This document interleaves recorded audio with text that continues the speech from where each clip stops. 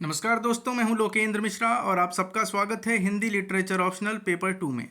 UPSC Hindi literature optional paper 2 हो गया है। उसके बारे में हम बात करने वाले हैं, कैसे कैसे प्रश्न पूछे गए हैं उसके बारे में चर्चा करेंगे। आप सबको पता है 8 प्रश्न होते हैं, 2 सेक्शन होता है। क्वेश्चन नंबर 1 और 5 कंपलसरी होता है, आपको करना ही होता है। तो सबसे पहले बात करते हैं पहला जो सेक्शन है उसका पहला क्वेश्चन। इसमें 5 व्याख्या होती है, आपको व्याख्या करना होता है। तो पहला है, पीछे लागा जाई था लोकवेद के साथ, आगे थे सदगुरु मिला दीपक दिया हाथ। आप सबको देखते ही पता चल गया होगा कि ये कबीर दास का है और इसका व्याख्या लिखना है आपको 150 शब्दों में। फिर अगला है, वेद पुराण बिहाई सुपंथ कुमार कोट कुचाली चली है। और उसके बाद से ये दूसरा है, देखिए 5 है इसमें, सॉरी हाँ 5 है और पांचों करना है आपको।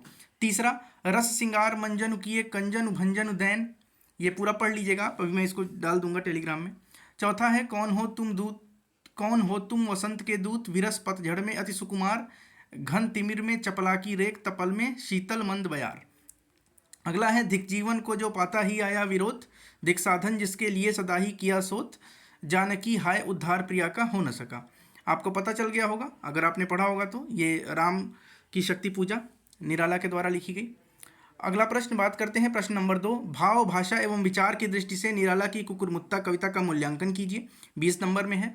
गुप्त जी ने भारत भारती में अतीत का गौरवगान वर्तमान को रचनात्मक ऊर्जा एवं जागरण का संदेश देने हेतु किया है, स्पष्ट कीजिए। तीसरा, असाध्य वीणा कविता का मूल स्रोत क्या है, कवि ने कविता सृजन की प्रक्रिया को किन स्तरों पर प्रस्तुत किया है।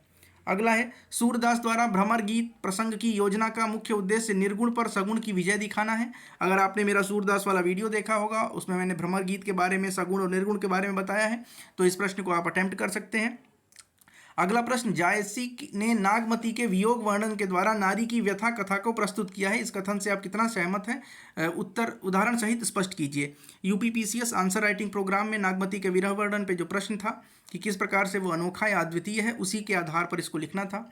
दिनकर ने कुरुक्षेत्र में युधिष्ठिर और भीष्म के माध्यम से अपने ही मानसिक अंतर्द्वंद्वों को अभिव्यक्त किया है, कथन का तर्कपूर्ण विवेचन कीजिए। कबीर वाणी वर्तमान परिप्रेक्ष्य में कितनी प्रासंगिक है, कबीर की प्रासंगिकता का प्रश्न पूछा है और कबीर की वाणी यानी कि कबीर की रचनाएं, उसी के संबंध में आपको बताना है। ब्रह्म राक्षस अस्तित्ववादी मान्यताओं और खंडित व्यक्तित्व का प्रतीक है, इस कथन के आलोक में ब्रह्म राक्षस कविता की मूल संवेदना पर प्रकाश डालिए। हरिजन गाथा कविता के आधार पर नागार्जुन की जनवादी दृष्टि की मीमांसा कीजिए।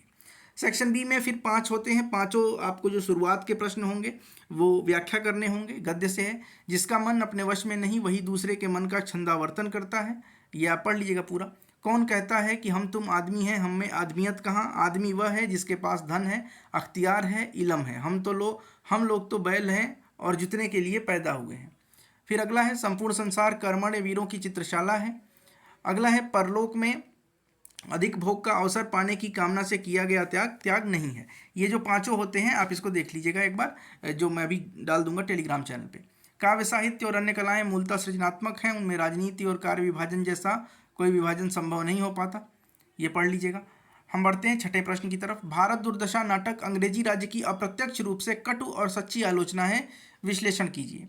दिव्या इतिहास नहीं ऐतिहासिक कल्पना मात्र है, इस कथन के आधार पर दिव्या उपन्यास में इतिहास और कल्पना के समन्वय का विवेचन कीजिए।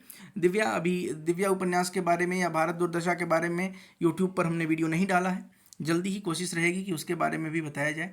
गोदान की भाषा और उसके शिल्प की विशेषता बताइए। गोदान आप लोगों ने पढ़ा होगा, ये सिलेबस में है, यूपीपीसीएस में भी है और यूपीएससी में भी है। आषाढ़ का एक दिन की मल्लिका स्वाधीन चेता स्त्री के जीवन के स्वाभिमान और विडंबना को चरितार्थ करती है, इस कथन की समीक्षा कीजिए। मेरे राम का मुकुट भीग रहा है, निबंध की ललित निबंध के रूप में तात्विक समीक्षा कीजिए। महाभोज उपन्यास राजनीतिक विकृतियों का सच्चा दस्तावेज है, इस कथन से आप कितने सहमत हैं, तर्क संगत मीमांसा कीजिए। कविता क्या है, निबंध के आधार पर आचार्य रामचंद्र शुक्ल के काव्य विषयक विचार प्रस्तुत कीजिए।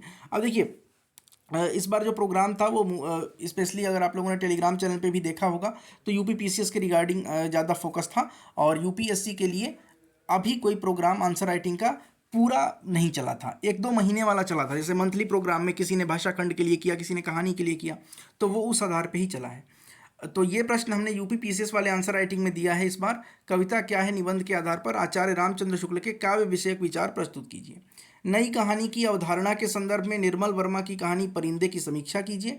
मैला आंचल उपन्यास की भाषा परिवेश को जीवंत करने में कितनी सफल हुई है, उदाहरण सहित विवेचना कीजिए। मैला आंचल अपने भाषिक विशेषता के लिए जाना जाने वाला उपन्यास है। आंचलिक उपन्यासों की प्रतिनिधि रचना है, इसके बारे में भी प्रश्न दिया गया था और मूलतः ऐसा ही प्रश्न था जिसमें हमें मैला आंचल की भाषा पर लिखना था। तो कुछ प्रश्न जो कि यूपी पीसीएस के सिलेबस में जो टॉपिक हैं उनसे लगभग मिले हैं, और बाकी जो अभी नहीं कराया गया है यूट्यूब पर उसकी तो खैर बात ही अलग है। बहुत बहुत धन्यवाद, मिलते हैं नेक्स्ट वीडियो में। टेलीग्राम चैनल को जरूर ज्वाइन कर लीजिएगा, नीचे डिस्क्रिप्शन में लिंक होगा। उस चैनल पर आपको इसका पीडीएफ भी मिल जाएगा और जो भी प्रूफ्स वगैरह हैं कि कौन कौन से प्रश्न हमारे आंसर राइटिंग प्रोग्राम से आए हैं उसके बारे में भी आपको वहाँ पर पता चल जाएगा। बहुत बहुत धन्यवाद, मिलते हैं नेक्स्ट वीडियो में।